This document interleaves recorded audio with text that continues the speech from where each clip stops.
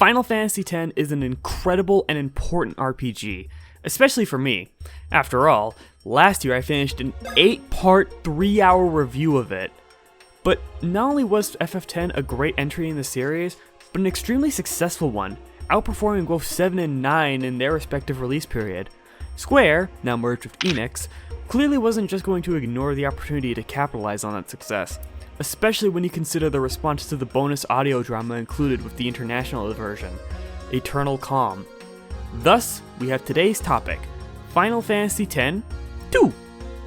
For me, this game fills that same niche the original did, it being a game I've never really played, yet still end up having memories of it, just to a much, much lesser degree. But before I take a look at the game itself, we have to address the circumstances surrounding it. When the sequel was in the early stages, one of the major questions the team had to address was whether they should make Final Fantasy X-2 or Final Fantasy X-0. In my review of the original, I included a fun fact about the possibility of the game getting a prequel that would have been about Braska's pilgrimage, as opposed to the sequel we got, which focused on Yuna and what she's been doing after permanently killing Sin. Both options could have easily been cool games, but it is clear that both had their disadvantages. For as great as the original Final Fantasy X was, it certainly didn't seem to warrant a sequel. But making an entire game focusing on Braska seems redundant when the original already shows a sizable chunk of his journey through Jekk's spheres. Not to mention that I find it pretty hard to see the game not end up going through the same motions as the original, just without a Seymour equivalent. Surprisingly enough, this question was a factor even during the creation of Eternal Calm, which ended up being a setup for the sequel. Ultimately, I believe this was the right decision, but the reasons seem to be different to the development team. Personally, I think exploring the idea of a Spira without Sin is a much more interesting idea with more potential than just retreading a story we already knew the gist of. But the team's justification was that they didn't want a lead cast of only men for an entry in this franchise. Now, is this decision retroactively silly when you consider that 5 numbered entries later, we got a Final Fantasy game with a lead cast consisting of only men? Yeah, probably, but getting hung up over a decision that was made over 20 years ago is just as silly, if not more. The game is already out, and people have played through it. And speaking of the people, you'd think that being a sequel to a beloved entry in the series would end up being well regarded in the fanbase, but that wouldn't end up being the case. To show you what I'm talking about, let's take a peek at the Metacritic scores for both Final Fantasy X and Final Fantasy X-2. At first glance, nothing seems to stick out. Both games have a pretty close critic score, but once you factor in the user score, a different story starts to unfold. Final Fantasy X-2 is a pretty damn controversial entry for the fanbase. Almost half the user reviews range from mixed to negative, which contrasts heavily with the first game, which is dominated by positive reviews. And I can't say I blame them. X-2 doesn't exactly have the best first impression. Imagine for a few moments that it's late 2003. I'm only 2 years old, but you don't know that because I live in some random ass town somewhere in this frozen wasteland we call Canada. And you're an avid Final Fantasy fan. You played through Final Fantasy X and loved its characters, story, and the way it tackles its themes of death, religion, and the legacy parents leave their children with. And then find out that a sequel is coming out. You get the game, put the disc in Sony's hyper-advanced DVD player that includes the bonus feature of playing video games, and are greeted with this.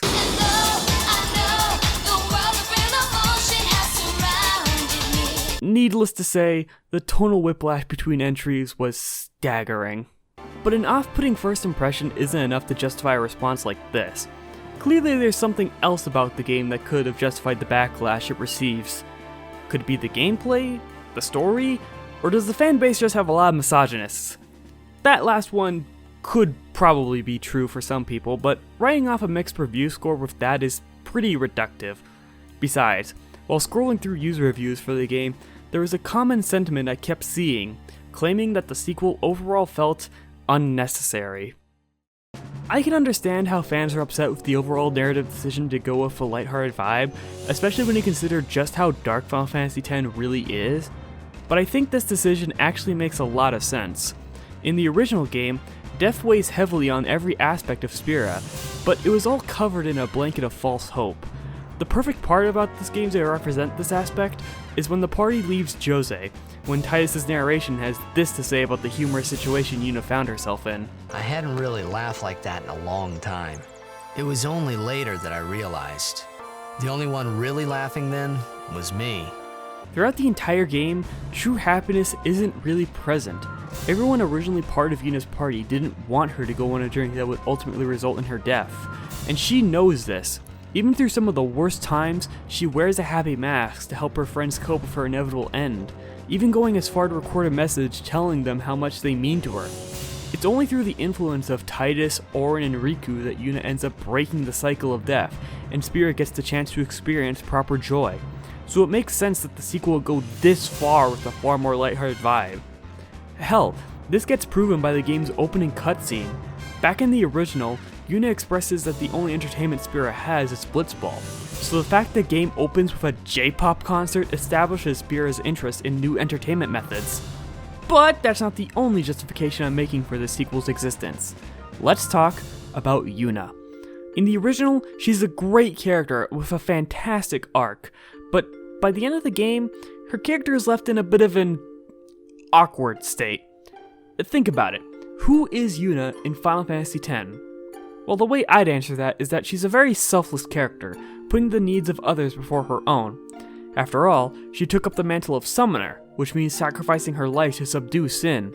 Hell, during the part where the party attempts to flee Bavel, she prevents Kimahri from holding off Seymour by himself, which would have resulted in his death.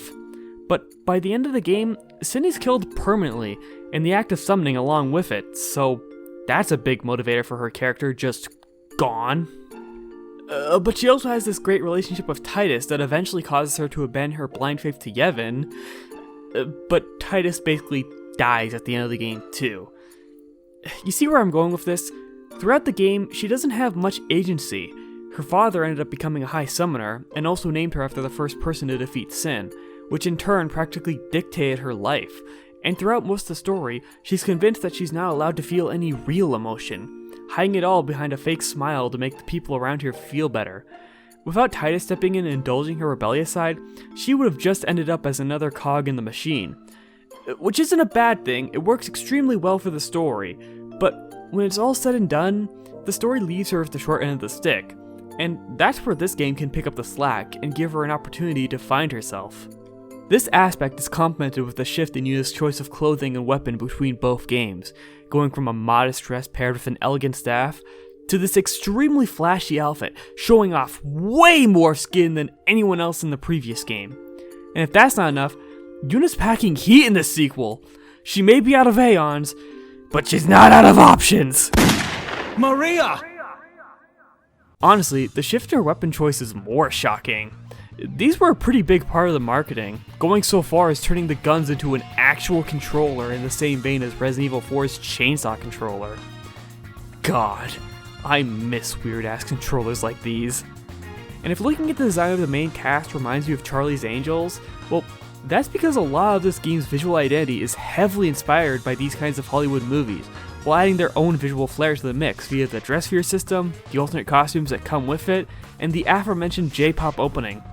So you've probably noticed that I've been spending a decent chunk of this video defending the idea of Final Fantasy X-2, rather than defending the game itself. And there's a good reason why. For one, I want to establish that I understand the mixed reception that this game has, and that I will be taking a look at it with an open mind.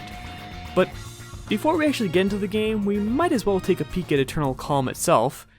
Unfortunately, as far as I can tell, the only way to get video footage of the drama is through the stupid, dumb, ugly remastered collection.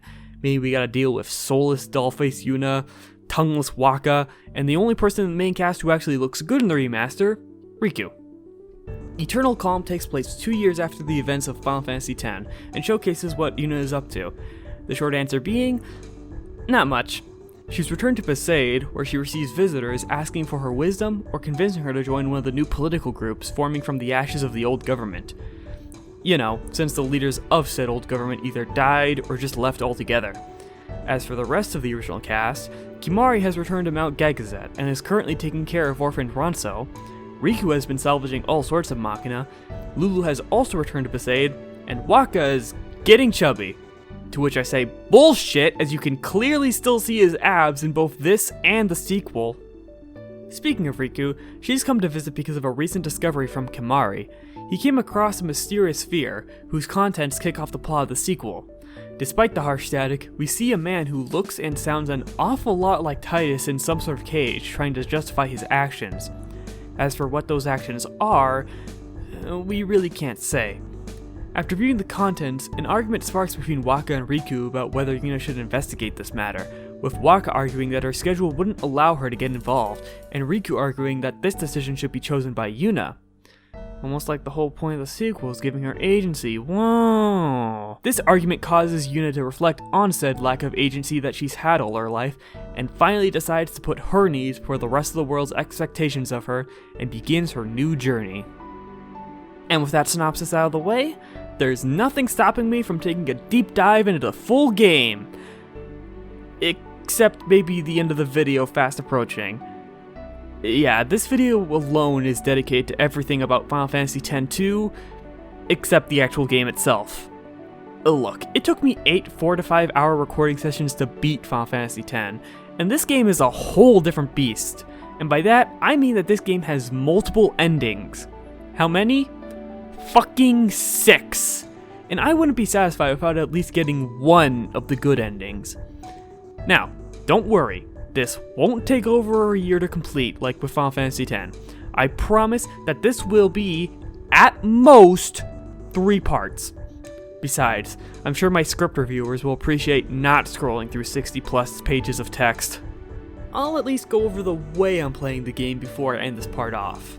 Now, if you're familiar with Final Fantasy X's multitude of re-releases, you know that the widely accepted best version of the game is the PS2 International version.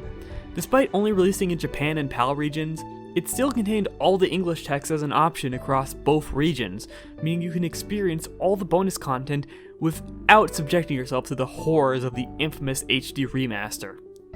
Final Fantasy X-2 did also get an international release, but unlike its predecessor, it does not include an option to use English text, and wasn't even released in PAL regions, which is important to me considering that going through the effort to learn an entire language just to properly play the definitive version of a video game is a little overkill.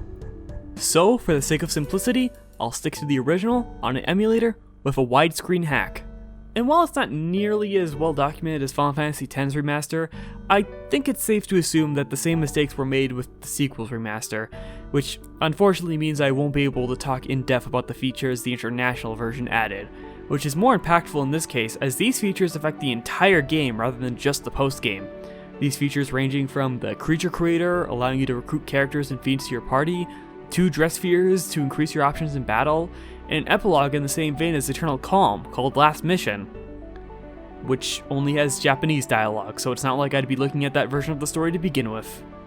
So, with all that sorted out, I'll see you next time when I finish my review of K-pop Demon Hunters, J-pop Sphere Hunters, Final Fantasy X-2!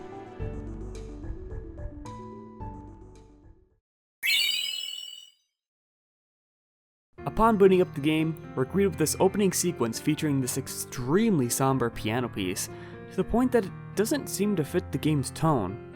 Although, the original menu theme was also unfitting to that game's tone, being a fairly uplifting track. And for that reason, I kinda like it. Both games' main menu themes call back to each other, or rather, they complement each other. Plus, X-2's menu theme is really good. Once you actually start playing the game, we find ourselves in Lucas Blitzball Stadium. Except, as expected, there's no Blitzball game taking place inside. Instead, we have a protagonist, Yuna, performing the game's opening vocal theme, Real Emotion. But she's not the only important person present. As the track plays out, we get introduced to our main trio. Yuna and Riku return from 10, but we're also introduced to a newcomer to the Final Fantasy X world, Pain. And although I threw this opening under the bus in the last part, I can't lie, this is a strong opening. It's got it all. A perfect introduction to the game's style, some great visual flair, Real Emotion is a banger song, and there's a cool blink and you'll miss a hint that this isn't actually Yuna playing the song. Yep, we got ourselves a case of identity theft right off the bat. This person is, in actuality, another new character, LeBlanc, using Yuna's garment grid to take on her identity. She's not so much the main antagonist, but rather a rival to our main trio.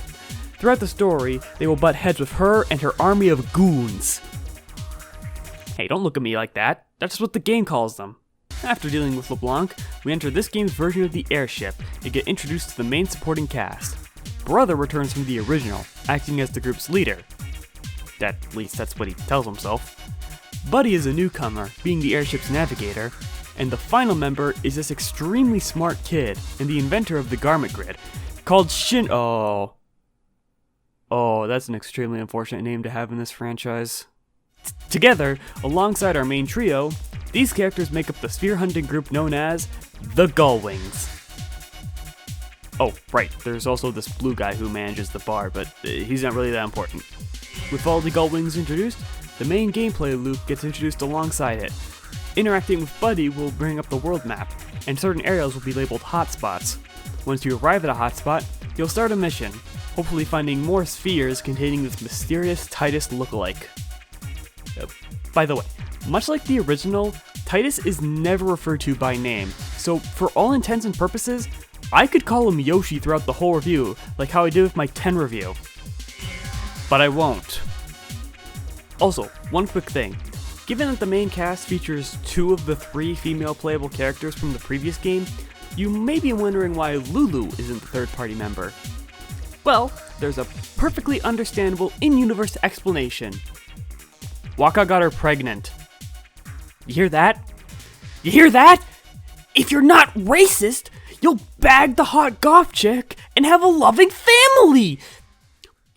Who would have thought about that? While going through the missions, you'll start getting familiar with this new version of Spira, and the dynamic between the Gullwings, which is pretty entertaining. Riku's whimsical personality gets a chance to really shine since she's no longer preoccupied with a certain someone walking up to death's door. Speaking of that certain someone, Yuna constantly sounds like she's actually enjoying her new lifestyle. And Pain is pretty much the straight man, straight woman of the group, but that doesn't mean she doesn't always come off as a stick in the mud. She has her funny moments. Think we need a password? How about kick its ass? Plus, I love how distinct their designs are, and they all at least have one design aspect I love. Yuna has the Xanarkand Abe's logo implemented, and the frilly half-drift really makes her design pop. Riku's ribbon sleeves are a cute addition, and the skull on Pain's sword is a sick look. The same can be said for the supporting members of the Gullwings.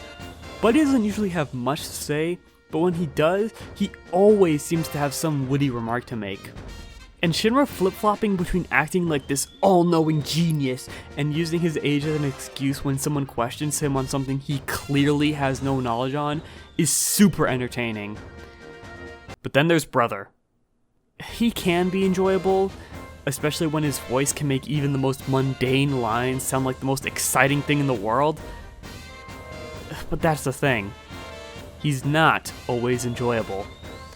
This is because, for some reason, someone on the team decided to give him this weird, uncomfortable, borderline incestual obsession with Yuna.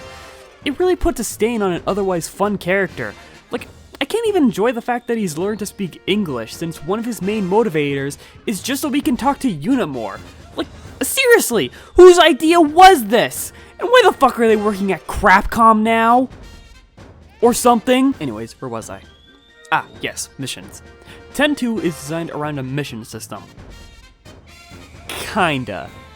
That's what the game will tell you, but it's more like a pseudo mission system, since I couldn't find a list of all missions, nor any option to replay them. And since the world is open to you right off the bat, something has to stop you from showing up somewhere you're not supposed to be, and that's where this UI element comes in. Every area's difficulty is labeled based on a 5-star system. The more stars, the more difficult the area will be at your current level. All that being said though, I really can't blame you for heading straight for any hotspot without thinking, since that's what I did for most of my playthrough, and because of that, I ate shit in the third area of the game. But seriously, why on earth is Xanarkand Ruins the third area you go to? I get that the combat is almost nothing like the previous game, But there are better ways to teach someone instead of just throwing them into the deep end. At least Anakin's theme is super cool and manages to still hit that depressing vibe as the original. Speaking of which, combat. First things first, that battle theme is dope. Secondly, 10-2's take on combat is quite a different beast compared to 10. If you watch my review of the first game, you might be a little confused, since I mentioned that that game was the last time a Final Fantasy game used a traditional turn-based system. Well, my explanation is that 10-2 actually brings back the active time battle system from the SNES and PS1 Final Fantasies. And this is probably the most active version of this battle system. Nobody has a set position they return to, inflicting damage can be used to stall for time, and none of the 3 party members have a set role.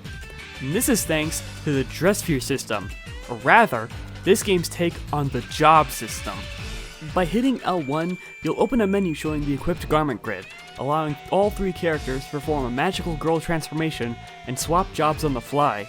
Each job comes with a unique costume, with 3 variants for each of the 3 party members, and these have some fun references, notably some of Yuna's.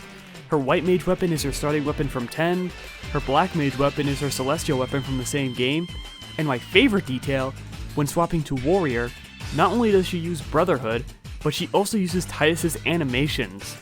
Thankfully, unlike the game that introduced the job system, when you swap jobs, your stats will be adjusted to fit the job, which is pretty easy to abuse. If you're running low on MP, just swap to a job that has a lower max MP so you can get more value out of ethers. But what's up with the garment grid? Like I mentioned earlier, this thing is how you swap between jobs. At first you'll only have the starting one, which isn't all that fantastic despite what its name will have you believe.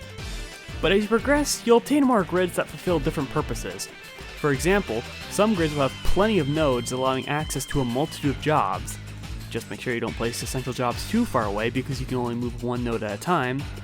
But some grids have special nodes that when passed through, grant enhancements like stat buffs or temporary access to abilities. But it sounds like the system wouldn't work well with the sphere grid, and if you're thinking that, you'd be right, which is why it's been replaced with a more traditional leveling system. On the one hand, it's upsetting that Square just abandoned 10's unique leveling system in favor of a more standard one, but you'd have to make some drastic changes to make that system work in the first place.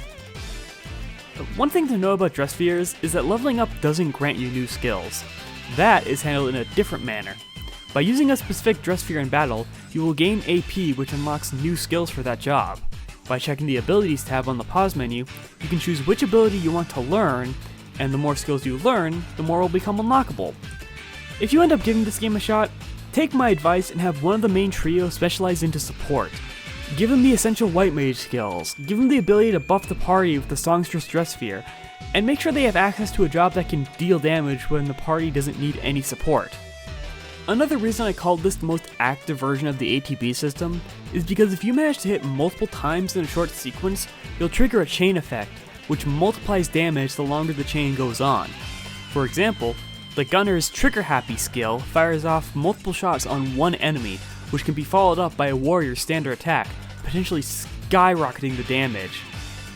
That being said, the way this system is handled, it puts casters at a distinct disadvantage, since if multiple party members and enemies queue up anything with a cast time, you'll end up with scenarios where one character ends up immobilized for an extended period of time, waiting for the game to tell them when they can activate their spell, while everyone else gets to fire off countless attacks that don't need a cast time. The only advantage that casting has is that after the spell fires off, that character can act immediately. But even then, it feels like magic isn't nearly as strong as it used to be. When I see an elemental enemy, my go-to reaction shouldn't be to wail on it with physical damage instead of using their elemental weaknesses. Unlike 10, there's no overdrives. Instead, we have special dress spheres. If you activate every node on a garment grid, you'll be given the option to transform into a character's special dress sphere, which causes the other 2 characters to leave, cranks up all the stats to a ridiculous degree, and most importantly, they look cool. Like, Yuna's has this cool flower motif, Riku pilots a mech, and Pain just goes overboard with swords. The only downside to using this feature is that EXP will only be given to the character using a special dress sphere, unless you cancel the transformation early. So, I didn't really use the mechanic a whole lot. Now, While I'd like to move away from the combat, I have one more teeny tiny little thing I need to mention. Fuck this stupid ass dragon fight in chapter 4! Holy shit, I could not stand this thing! If this thing can hurt Riku, it will absolutely do anything in its power to focus her down, which sucks considering that she's my support! Not helping that is the fact that this game is oddly stingy with save point distribution among the new areas. As in, not every boss is preceded by a save point. So I spent a lot of time retracing my steps before getting another chance to fight this dumbass thing. It got so bad that I resorted to using save states at the same time, and I started preemptively using a Phoenix down on Riku, and every time, my paranoia was proven right! Thanks a lot, you racist fucking dragon! But, hey, at least the boss theme is much better this time. Okay, I've been mentioning the soundtrack a lot. Let's actually talk about that. Holy shit, this soundtrack is crazy good! Nearly every track has this distinct style that makes it memorable. When comparing both game soundtracks, I'd say that while I prefer 10's overall, 10-2's soundtrack is something I'd casually listen to. And I gotta respect the decision to not reuse a single track from 10. It really tells me the team was confident with their work. Like, god damn, where do I even begin? Well, I could compare the airship themes between games. 10's version is a fairly simple track that encourages preparation.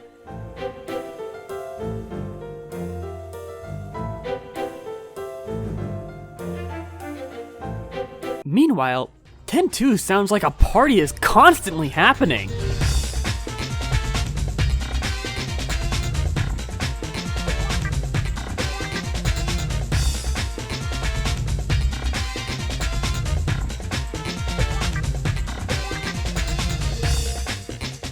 Besaid's new theme, while not as good as the original, is an incredibly cozy track. Really makes it feel like you're coming back to a place from your childhood.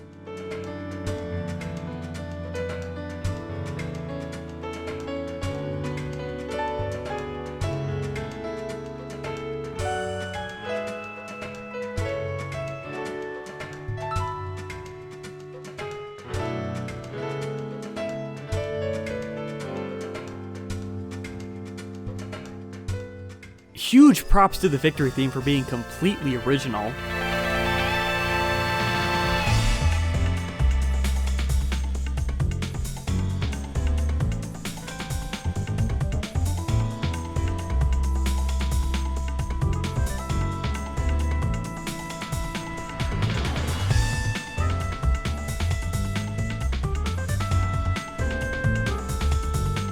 Any encounter with LeBlanc and her elites is always a treat, because that means you get to listen to her amazing battle theme.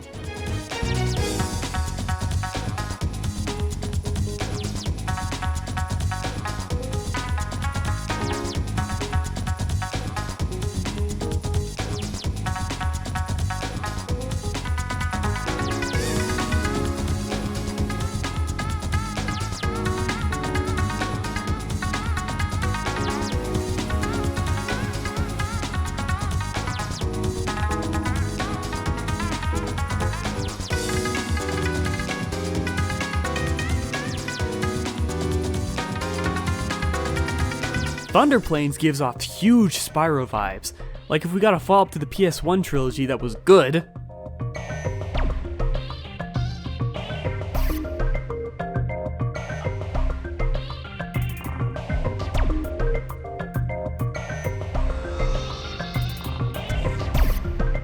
And to end this part off, Machine Faction sounds like it came straight out of a mid-2000s Sonic game.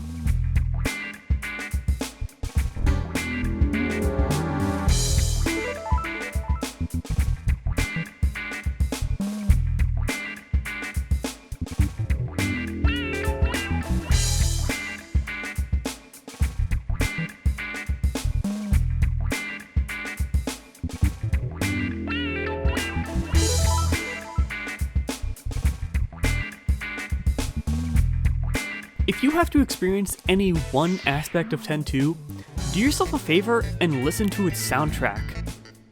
From one stylish aspect to another, I gotta highlight the UI design. such a massive upgrade over the original. I do like 10's UI, but if I'm being real, most of that love is just because of nostalgia. But 10.2's is fantastic. So much detail is put into every element. The cursor has this subtle but cool animation, and on the pause menu, a globe is on the corner and highlights your current location. Transitions between menu is smooth as hell, and every selection causes a nice little sparkle effect. Not to mention a few elements have this cool water effect placed onto them, which was such a great design decision that ended up being incorporated into 10's remaster, which is unironically a great change. Huh. Damn, that's twice I said something nice about the remaster in this review. What's wrong with me? One of the best opportunities you can have when making a sequel that takes place years after the original is showcasing how much the world has changed in the time between entries. So, how will this 10.2 explore this idea? Well, geologically speaking, kinda? The obvious location to showcase is Kilika, as we get to see how the town looks without the big mortarfish existing. But when you look at everywhere else, the change has become significantly less drastic.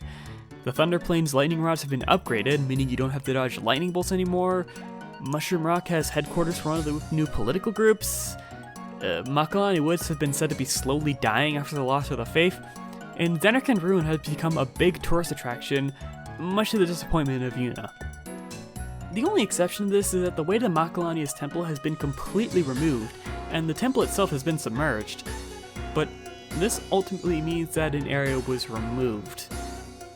That being said, the new platforming actions you can perform in the overworld should give these new areas a twist to make traversal more interesting. But these mechanics aren't really utilized as much as you'd think. The only old area that really takes advantage of this is Besaid. Now, I'm not saying that every area needs every single cliff to be climbable a la Breath of the Wild, but surely they could have spots like this chest in Luca, just a small detour to get some extra loot. The new areas do a much better job at using this mechanic, but even then, the most this mechanic amounts to is just holding the circle button while exploring until the game decides to let Yuna jump around. So, what about those new areas? Surely if Square dropped the ball when it came to revamping old areas, they probably went all out with these new areas, right? Well, not really. A majority of new areas can be described as hallways built with X material. It's pretty disappointing how uninspired some of these locales are when the beginning and ending areas are so much more visually interesting. The only one of these hallways I liked was the ones in Bavel. The fog enveloping the pits and the moving blocks really add to the unsettling vibe of the locale. When it comes down to it, the changes to Spear are more so societal rather than geological. People end up traveling far more often. Jose's temple has been repurposed as headquarters for the Machine faction, a group of Albed experimenting with new Machina creations, and the Guado have been driven out of their home by the Ronso, an unfortunate consequence when the biggest figurehead of the former wiped out a massive portion of the latter. But I do have to question why they're hiding out in a location that is closer to Mount Gagazet. Seems a little counterintuitive. And that's not even mentioning the changes individual characters went through.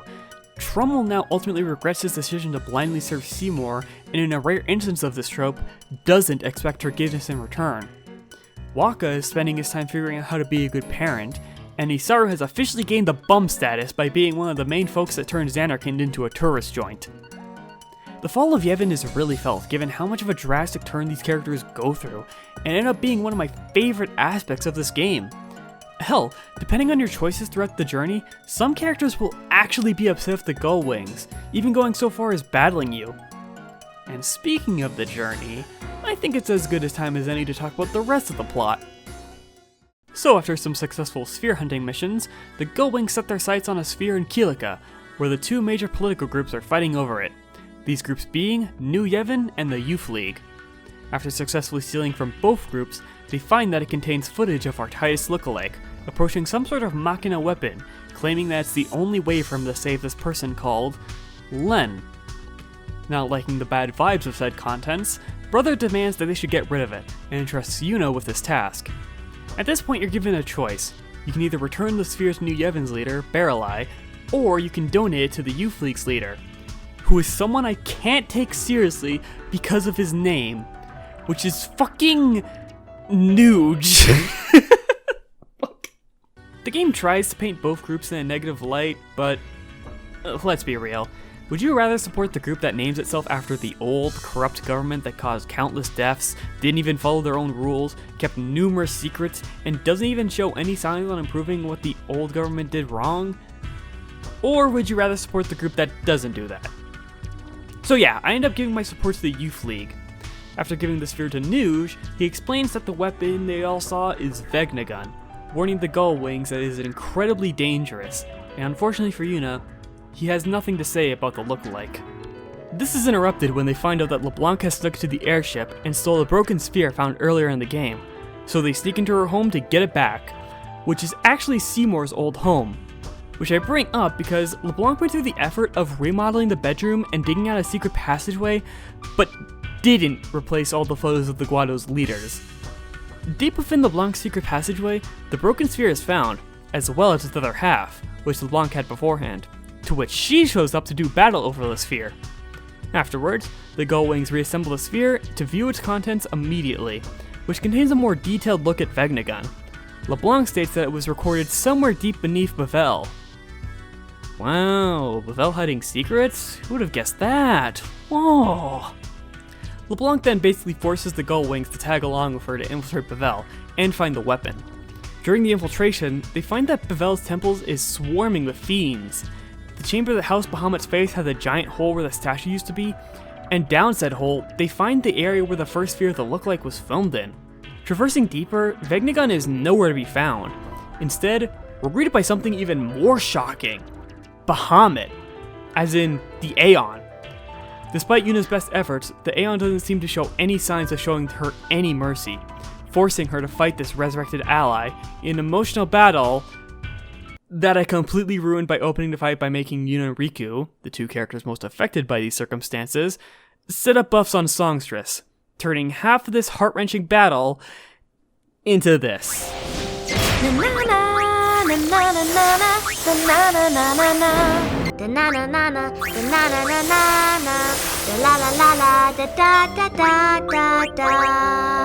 Once Bahamut is taken down, Yuna is left with nothing but her thoughts about the eternal calm, feeling its effects fading away, and yearning for a certain someone.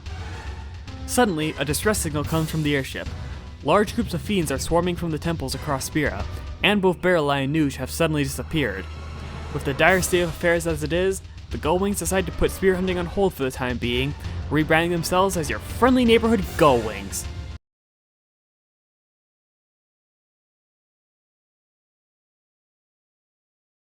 So, they head out to Besaid, Kilika, and Jose, dealing with the fiends inside and finding the temple's respective Aeon, which end up being the source of the large amount of fiends. All of these temples also have the same hole found in Bavel, in place of the temple's faith. They initially have no plans to explore these holes, but a weakened Ixion catches the group off guard and knocks Yuna into the hole in Jose's temple. The hole leads her deep into the depths of the far plane. When she awakens, she realizes that the songstress dress sphere has equipped itself onto her. In fact, weird things have been happening with the sphere in Yuna. After dealing with LeBlanc in the intro, the sphere causes her to uncontrollably dance, which initially gets written off since the emotions of whoever is recorded on the sphere passing on to the user is a known side effect of the garment grid. But after learning about Len, Yuna gets uncharacteristically upset over not knowing who she is, and while taking a nap with the sphere still equipped, has a strange nightmare where she and Titus attempt to flee from Bavel guards, only for the both of them to be gunned down, and now, this incident in the far plane. Down here, Yuna meets the Titus lookalike, but this man is not Titus. This is Shuyin, the main antagonist of the game. Seeing the conflict between New Yevon and the Youth League, and how it's not that much different from the war between Bavel and Xanarkand, he vows to use Vegnagun to end this conflict. Permanently. While telling Yuna this, Shuyin mistakes her for Len, even after she tells him it's not the case.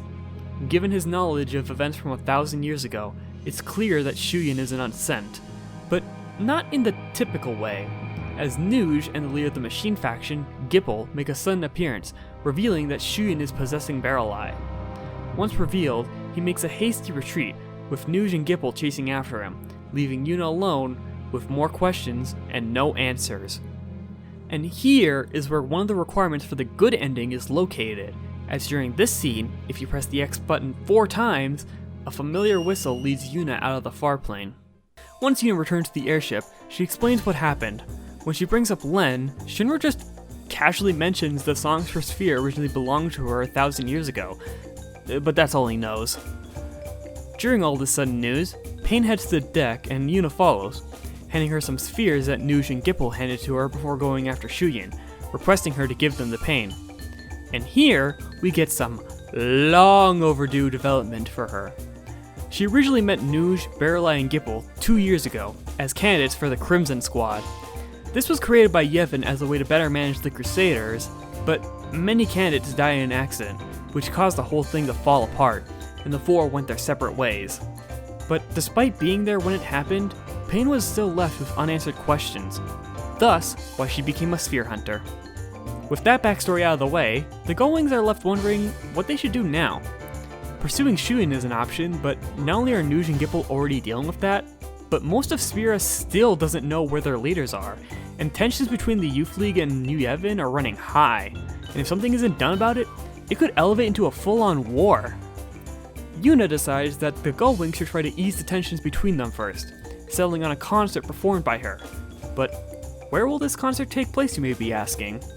Well, there's a few good options. There's Luca with its stadium, but then again, booking on such short notice sounds unlikely as hell. The Comlands is a nice wide open area, but a lot of that space is being taken up by all the minigames there. Hell, despite how out of the way it is, the cliff overlooking Xanarkin could be a strong contender. So, where did they decide to host a concert at? The Thunder Plains? What the hell? I get that the rampant lightning strikes aren't as much of a problem as they used to be, but this is still an insane spot! Are you trying to get half the population killed? Well, either way, with an audience comprising of both New Yevon and Youth League members, Yuna gives a speech about the war between Xanarkin and Bavel, how it ended with the birth of Sin, and that Spira shouldn't repeat this mistake with its current conflict, finishing her speech by stating that despite disagreeing with each other, everyone's hearts ultimately share the same feeling for Spira to prosper. That is what this song is about. Final Fantasy X-2's other vocal theme, 1,000 Words. During the performance, Shinra's Machina, intended to enhance the show, reacts to the songs for Stresssphere, projecting an image of Len, turning this performance into a duet between the two, and revealing her final moments, those being identical to the nightmare Yuna experienced earlier in the game. Also, this is pretty obvious to point out, but Len is putting in way more effort into her vocals compared to Yuna.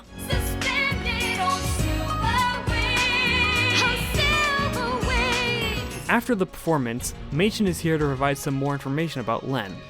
1,000 years ago, she was known as an incredibly talented performer, but she was also a powerful summoner, so when war threatened her city, she was forced to abandon her musical talents to defend her home.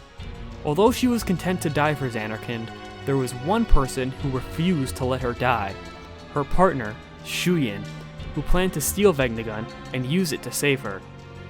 But, as we've already seen, the plan failed, and the two were gunned down by Bavel's soldiers.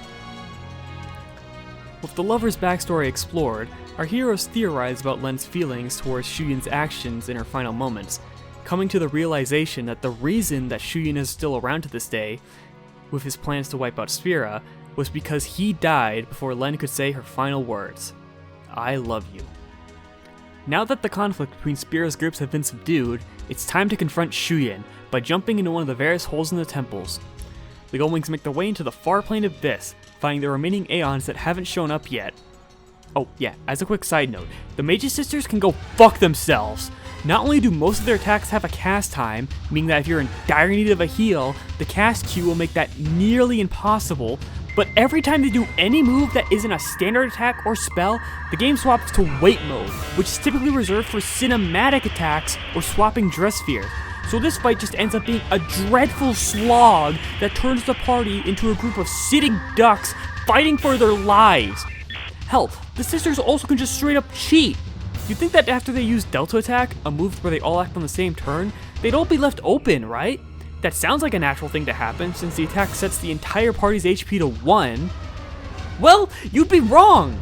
The cast bars aren't reset, and they can just get a cheap kill on you. Like, yeah, that sounds like good game design. Anyways, after defeating Anima, Bahamut's faith makes a return, apologizing for falling under Shuyin's influence, and providing some insight on the nature of his existence. His current form is described as a shadow, fueled by his grief and hatred, and Yuna plans to banish this shadow by giving him Len's final words that he never got to hear. Going deeper, we find LeBlanc is also down here because, as it turns out, she and Nuge are in a relationship and she wants to make sure that he's safe. Eventually, Gipple is found, and later Nuge. He has a plan to neutralize both Shuyin and Vegnagun. Since Shuyin needs someone else's body to operate Vegnagun, Nuge plans on shooting Barreleye, baiting Shuyin to attempt to possess him, which has been rigged to kill itself and take the shadow down with him. But, before he can execute his plan, Yuna says the best line in the game. I don't like your plan. It sucks. Citing that his plan is basically the same thing she did 2 years ago, sacrificing the Aeons in order to defeat Yu Yevon. While that plan ultimately worked, not only did she not have any other choice back then, but when she looks back on that day, she ultimately believes that the people she lost that day shouldn't have been lost in the first place, and is ultimately left with regret. After hearing the voices of her father and his guardians, she vows that she will not fight in battles that require sacrifices to win, and explains her plan on how to stop Shuyin. At the end of the day, Vegnagun is still Machina, meaning it can be taken apart just as easily as it was put together. So Yuna plans to attack the machine at multiple areas at once, with Gipple and Nuge attacking the head, LeBlanc handling the legs, and the Gullwings taking the tail. And once the Machina is decommissioned, Yuna will use Len's sphere to deliver her feelings to Shuyin. In reality though, this just means that the fight against Vegnagun is a multi-phase encounter where you basically just take over for the other two groups as you catch up with them. Just try your best not to die at any point, because if you do, you have to start over. Not from the beginning of the fight, but right before the cutscene where Yuna tells Nuge that his plan sucks complete booty cheeks. And after sitting through this cutscene a second time, I just gave in and abused the fuck out of save states after each phase. Like with Racist Dragon. Luckily enough, phase 1 of the plan works, right before Vegnagun wreaks havoc, and it's time to start phase 2, which works long enough for Shuyin to leave Barreleye's body, but before he fades away, he sees through his own delusions and goes berserk, starting the final phase of the final boss. Thankfully, this is the easiest part of the encounter, as Shuyin uses a modified version of Titus' moveset, and since he's primarily a physical fighter, it's easy to slap on Protect and nerf his damage output in a single turn, which you'll need since he spams the shit out of Titus' overdrives, just with alternate names. Spiral Cut is Spin Cut, Slice and Dice is Hit and Run, Energy Rain is Force Rain, and his final overdrive, Blitz Ace, becomes Terror of Xanarkand. Given that last one opens with an 8-hit combo finished off with one big final hit, even Protect doesn't guarantee safety. Eventually, Shuyin is subdued, but refuses to listen to Yuna. Right when it seems like there's no way to stop him, Len's emotions from her sphere react to Shuyin, creating an image of Len, not unlike Shuyin's current form. She manages to soothe his hatred, and the lovers fade away together, not before Len thanks Yuna for all she's done. And with that, Final Fantasy X-2 is finished. But now, that begs the question, which of the 6 possible endings did I achieve first? The answer to that is the bad ending, caused by dying in Vegnagun's final phase and destroying Spira, because it loves silencing the entire party right before Riku attempts to top off the party's health before it activates its super move. Okay, but for real, after defeating Shuyin, what ending did I get? Well, despite my best efforts, triggering the whistle in the far plane isn't the only requirement for the good ending. According to a GameFAQs guide that I checked, you need to talk to Machen in Gual Salam during Chapter 3, but I didn't manage to find him anywhere. This is because the guide failed to specify that he's located in LeBlanc's house, only appearing after you talk with her and her elite multiple times and collect the Gal Sphere. So, I ended with the normal ending, where Gipple, Nuge, and Barreleye hold a public announcement in Luca, basically apologizing for letting things get out of hand, and thanking Yuna for showing them the error of their ways, as they resolve to work together to ensure Spira's future stays bright and the eternal calm continues. But Yuna is nowhere to be seen. Though she was offered to be a part of this announcement, she declined, telling them that she's returning home, but not before making quite the exit. And the ending is topped off with Yuna reciting a major quote from 10, but with a more positive twist. So I completely fumbled my shot at one of the good endings, with no way to go back and fulfill the requirements. Am I just fucked? Forced to start over from scratch? Well, not really. As it turns out, 10.2 has a new Game Plus feature, which transfers over your collected dress spheres, learned abilities, and items unrelated to the story. And, since I ended this playthrough with 50% completion, I figured I might as well take the attempt to achieve 100% completion, which, on top of the requirements for the good ending, is needed for the ultimate ending. So tune in next time as I go through the journey to 100% Final Fantasy X-2. May God have mercy on my soul.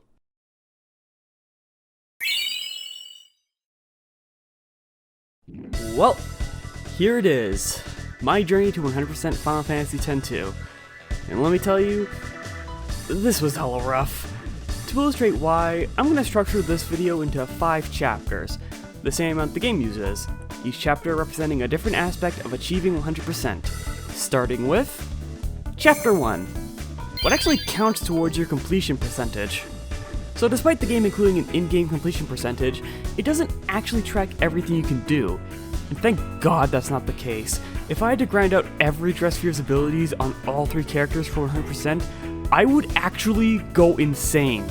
Doubly so if opening every chest counted, since the contents of all of them reset after each chapter ends. As far as I was able to tell with my professional Google searching ability, there's only one thing that counts: cutscenes. And if you count all possible cutscenes in the game, the max completion percent is closer to about 110%. Naturally, the extra 10% comes from the choice of who you give the Kilika sphere to, and the aftermath of that choice. So, to increase my chances to skip over parts of the game, I'm supporting New Yevon in this playthrough. One major improvement that makes replaying the game so much better compared to the original is the option to skip cutscenes, so there's no need for me to watch any from the main story. That being said, it's pretty inconsistent what cutscene can and can't be skipped. The biggest example being the cutscene before fighting Vegnagun. Yes, that long-ass cutscene where Yuna tells Nuge only a complete moron will come up with a plan that idiotic. By the way, shoutouts to the Steam Guide by Lilat. It's what I've chosen to follow so I can get this video out in a timely manner, instead of wandering aimlessly for 10 recording sessions. Is what I would say if it didn't take 2 weeks for my friend Sinno to review this goddamn script! One of the biggest changes from a blind playthrough to this is the sheer amount of dress spheres and garment grades you gain access to. If you only do the main story, you only get Gunner, Warrior, Thief, Songstress, White Mage, Black Mage, Samurai, and 2 special dress spheres.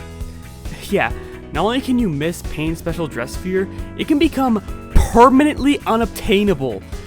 I don't really get why this was the case considering the context of how you get the other 2, that being during the hunt to steal uniforms from LeBlanc's goons in order to sneak into her home.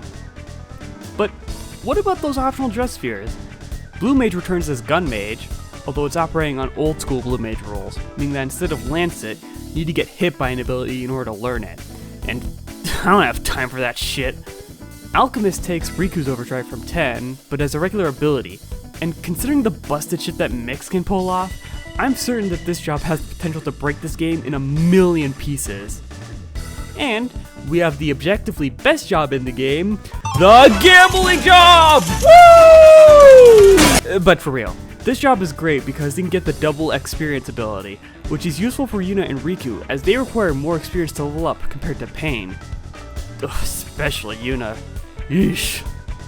Another big change between playthroughs is that you'll actually see the entire world. That may seem like a no-brainer, but I'm not referring to stuff like optional dungeons. I mean some of the main areas in the airship menu. If you only did the main story, you'll never go to Macalania, the Calmlands, and if you support New Yevon, Mushroom Rock is another area that goes unvisited. Naturally, this is not a factor with 100%. Chapter 2. What the fuck do you mean that's permanently missable? Thank God I decided to use a guide, because the amount of times I thought to myself, why is this missable, was insane. I already brought up Pain's special dress sphere, but that's not even the worst offender. Check out this part from the prologue. If you don't do that, 100% won't be possible on a fresh save file. There are so many little things you need to do in order to make certain events available in the final chapter. Like, how is anyone supposed to know that you'll only get the introductory cutscenes for every new area if you visit them in Chapter 1? Or after confronting Sid for turning Xanarkin into a tourist joint, you need to find him in the Thunder Plains in a later chapter. Hell, how are you supposed to know that you need to speak with every character in Mount Gagazet and select the right dialogue options just so that when you do a mission there in Chapter 3, Kamari will give you the trainer dress sphere? This one in particular is the most insane to me considering how this ended up being my favorite dress sphere in the game. Mainly because not only does each character use a different animal, but they all use the dress sphere to fulfill different purposes. Yuna uses a dog suspiciously looking like Yojimbo's to pull off elemental skills, Riku uses a monkey to steal stuff, and Pain becomes a support character, which ended up aligning with my decision to shift around how I spec the main cast for this playthrough. And the neatest part about this job is that you have the option to rename them in the airship's bar. But I am just dumbfounded by just how many little missable cutscenes there are in this game, only counting towards 0.2% of the completion percentage. But you can't miss them because they'll add up fast. And I can't recommend someone trying to go through this experience without using a guide. This is akin to completing Mario Sunshine or Crash 4, but at least those games didn't lock you out by playing the game normally. Like, imagine if after collecting all the shines in a level, Sunshine just prevented you from collecting blue coins in that level. That's how 100%ing 10-2 is like, but I'm getting a little ahead of myself. Let's move on to Chapter 3. Mini games!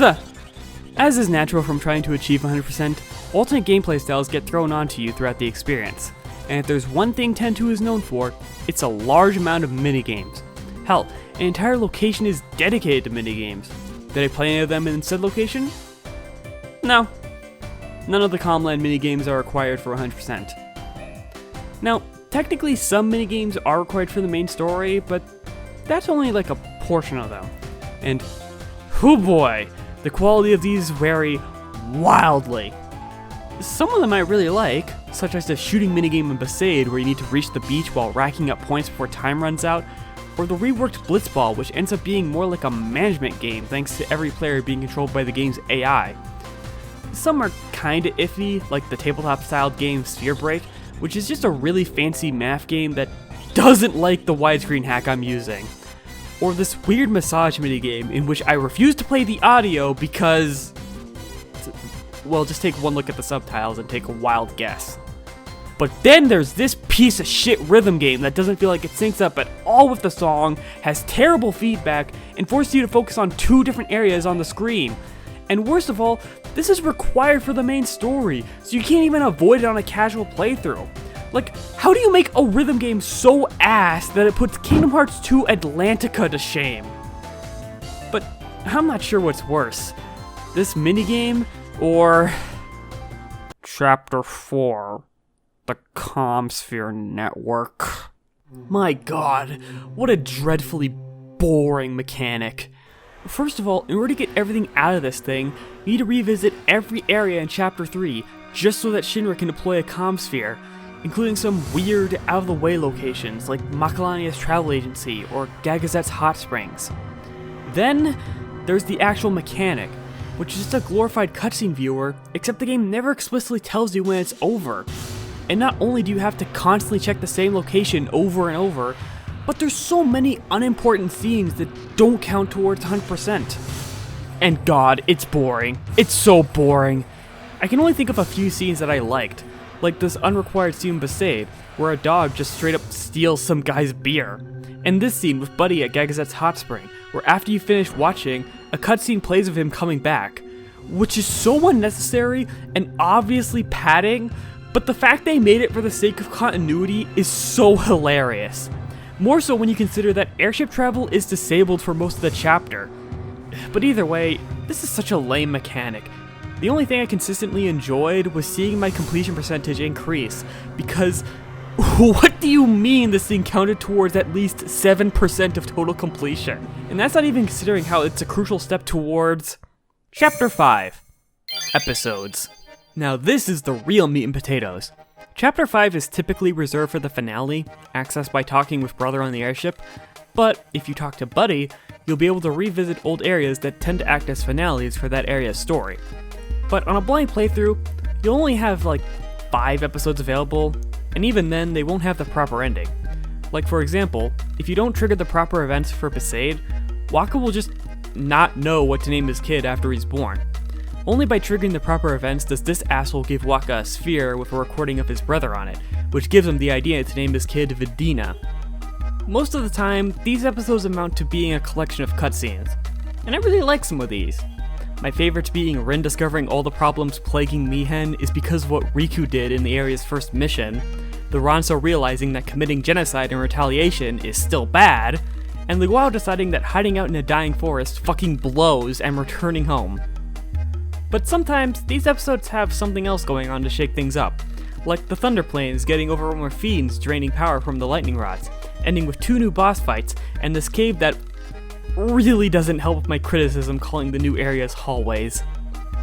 The Calm Lands requires you to build PR for one of the companies stationed there throughout the entire game, which, how is someone supposed to know that?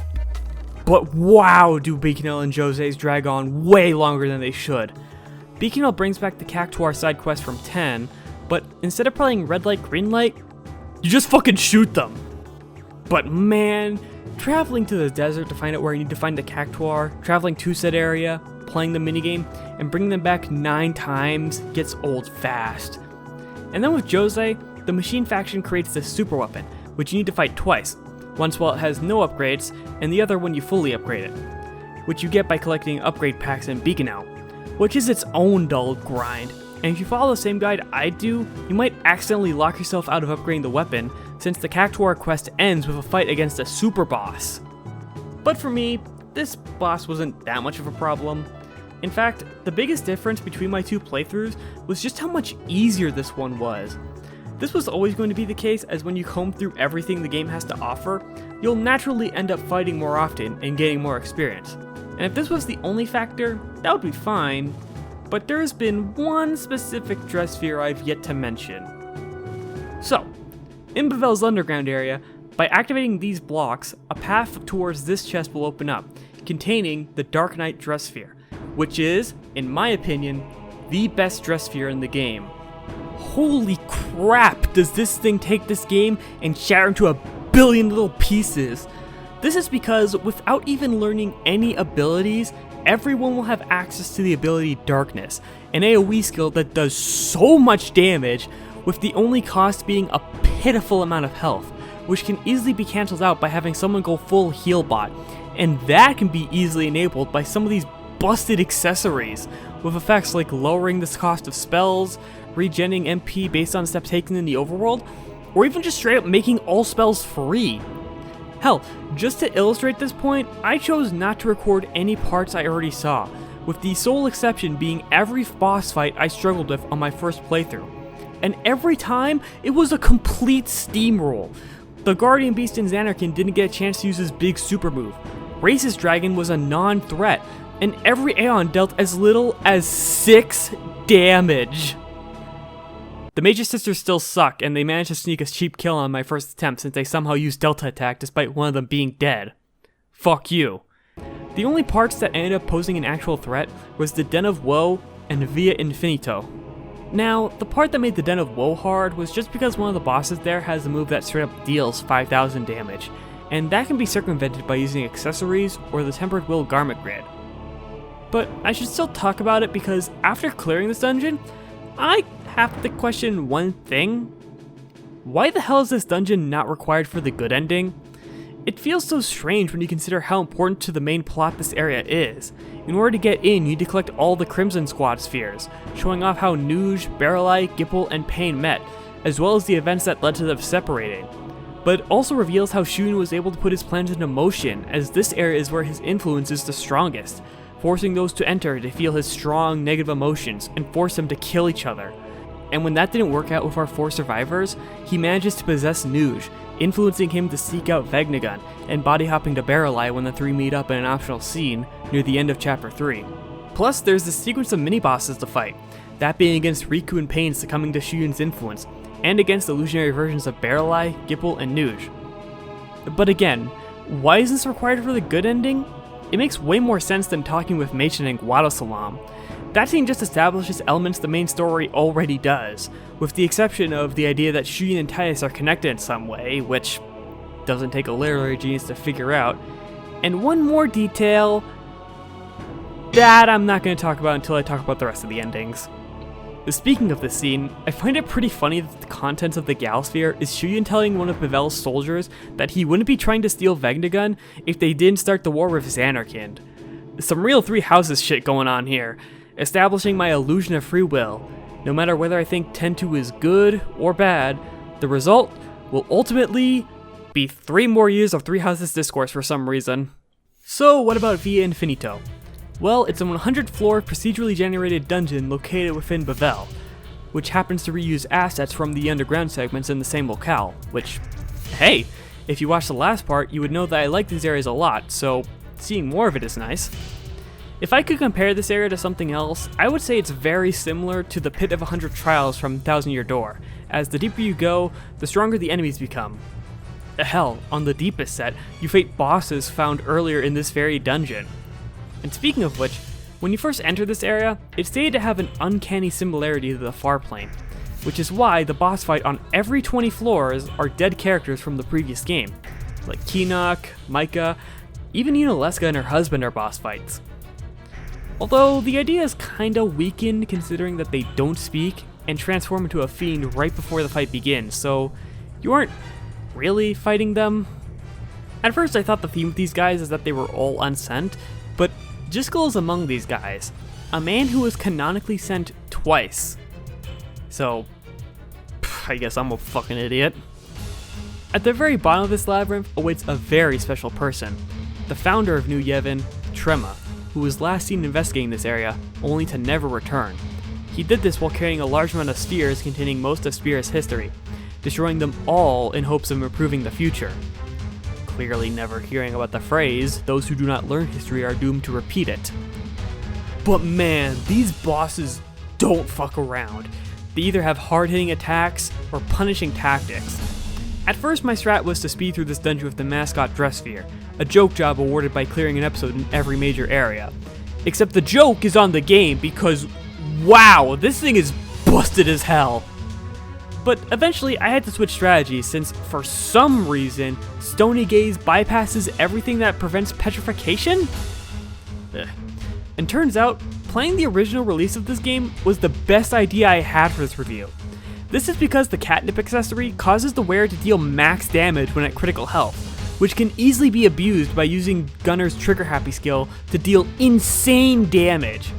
Not unlike the famous Danger strat commonly used for cheesing the Pit of 100 Trials. But in an international edition, this would also apply the Berserk status, essentially patching the strat out of the game. Thanks to this seemingly inconsequential decision I made 3 months ago, I was able to cheese my way through the rest of the floors. Not to say it was easy, naturally using a job not known for its defense and critical health puts you at a massive risk, and I faced many deaths despite how busted the strat was. And the part that really gets me about this whole area is if I had gone to Mushroom Rock in Chapter 5 before finishing my first playthrough, I might have bumped my completion percentage just enough to skip some of, if not most of this place. Because if you choose New Yevon instead of the Youth League, you'll permanently lose access to the Youth League headquarters, thus losing access to Nuja's Sphere, and picking the other option doesn't seem to lock out certain areas. As silly as this part is, it does address the criticism I have of the story, that being that Yuna's performance suddenly caused everyone to be completely chill with each other, but the Youth League still not allowing the Gullwings in their headquarters because of their affiliation with New Yevon addresses that. And this decision was almost a run killer. As the end of the game approached closer and closer, I was starting to get worried that I wasn't going to make it, and I would have to reference that one scene from Interstellar because of that. And if clearing Via Infinito didn't bump up my completion percentage to 100, I would have to do yet another grind catching and leveling up Chocobo. And I really don't have it in me to do a third dull grind under my self-imposed video schedule.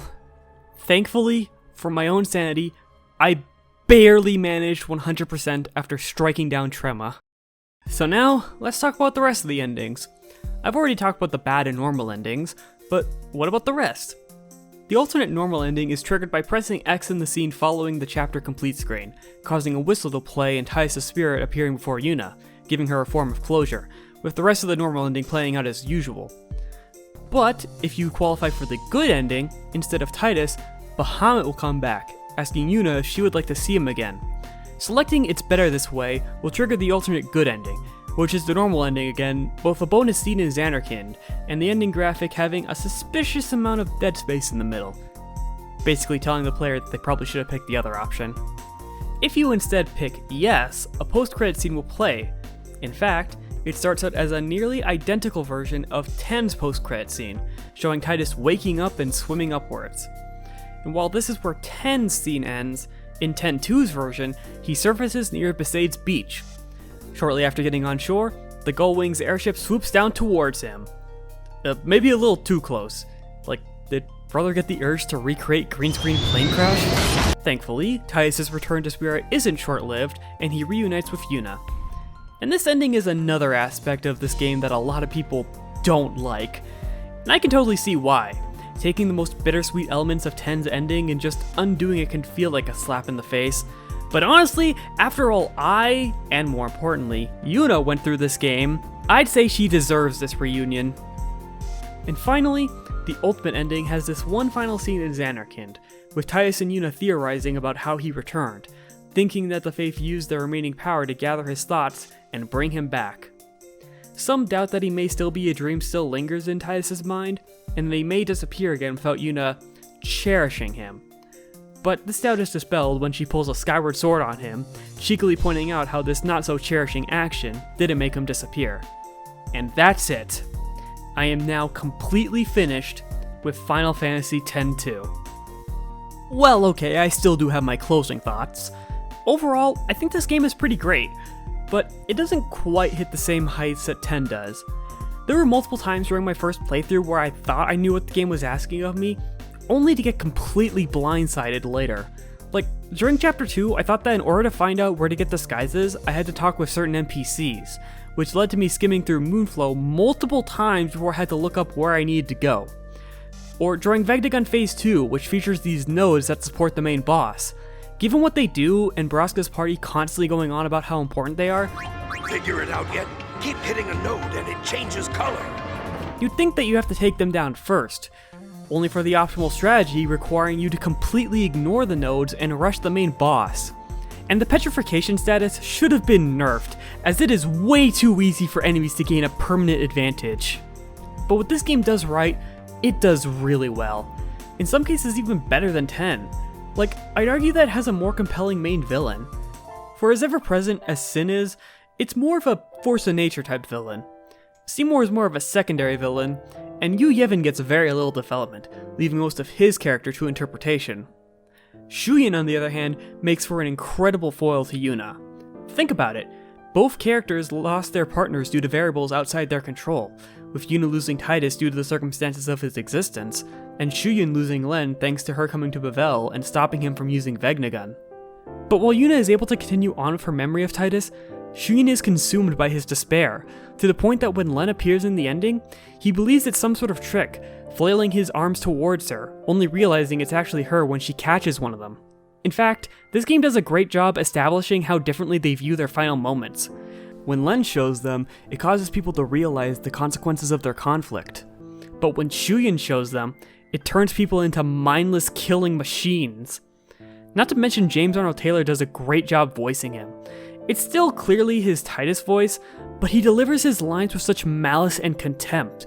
Just compare his take on the "this is my story" line. This is our story, Len. And the cherry on top is just how cool Vegnagun itself is. I mean, a giant, devastating superweapon controlled by a piano is such an interesting idea. A fun fact, this game actually has an explanation as to why this powerful tool that supposedly existed for 1,000 years was never used against Sin.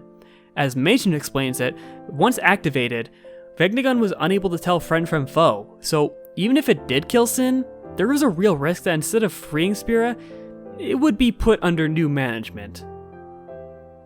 Wait a minute, how does Machen know this? Oh, he's an Unsent that died about 1,000 years ago. Okay. Wait! There was another Unsent I needed to know about! Unironically though, this is a pretty cool concept to establish. A man so dedicated to documenting Spira's history that not only did death not stop him, but he straight up forgot that he died in the first place. In fact, one line of dialogue implies that the Black Mage Dress Sphere originally belonged to him. The Crimson Squad are a pretty cool cast of characters, and they all have an aspect that puts them in some sort of minority group, in real life and in universe. Nuge is an amputee, Barrel is a man of color, and Gipple is an Al-Bhed. This makes their eventual rise to power pretty narratively satisfying, especially when their spheres establish them as enemies of Yevon. Yuna's arc is pretty well handled too. Sure, there are many times where another character pushes her to help out with something, but in those situations, she ultimately wanted to help in the first place. Not to say she doesn't have moments where she utilizes her agency, notably after she learns about Vegnagun and chooses to focus on reclaiming the stolen sphere, only working on dealing with Vegnagun when it starts to be an actual threat. And when she tells off Nuge for his god-awful plan to stop Shuyin. Yeah, for as much as I've been memeing on this scene, it is a very important scene for her arc. And this aspect of her character shines in other ways, like this optional scene in Besaid, where this Youth League member talks shit about Yuna literally behind her back, only for her to stand her ground and say this. You will take those words back. Speaking of which, if you remember from my 10 review, I pointed out Yuna had one of the weaker performances. But in this game, Hedy Barres' performance improved a lot between these entries. In fact, the main trio's performances are great. They do a great job showcasing the Gullwings dynamic. I mean, just listening to some of the battle dialogue just tells me they had a blast recording these lines. Duck soup! Duck what? Come get some. Pain gets all the good lines. Easy. You really think so? Let's talk more fight. I could do this blindfolded. Go ahead. Gullwings take the gold. Dr. P is in the house. Stop that. This'll only take 2 rounds. Give me one. Piece of cake? Where's the fun in that? And I know I already talked about it before a few seconds ago, but man, the good ending is extremely well done. I love how it connects with existing themes from 10, Titus just taking in the scenery when he's by himself, the uncertainty both him and Yuna have over if he's really there, and Waka interrupting their reunion with a snarky joke. And Titus, without missing a beat, makes an equally snarky remark. And the best part, as the duo runs towards the beach, Titus initially leads the way, only for Yuna to catch him off guard as she takes charge, which sparks his curiosity to everything he missed out on. Just watching this scene made every little annoying thing I did for the sake of completion all worth it. But for the love of God, don't go for 100% on your first playthrough. Just play the game normally, pick New Yevon, do as many side quests as you can before doing 100% on New Game Plus. And of course, I've already gone over the amazing soundtrack, the cool, stylish flair, and the unique battle system. I get if the things that this game does badly sours your opinion on it, but for me, this game is great in spite of its flaws. And you know what? As a treat for myself, I think I'm gonna binge the remaining supplementary material made after this game's release.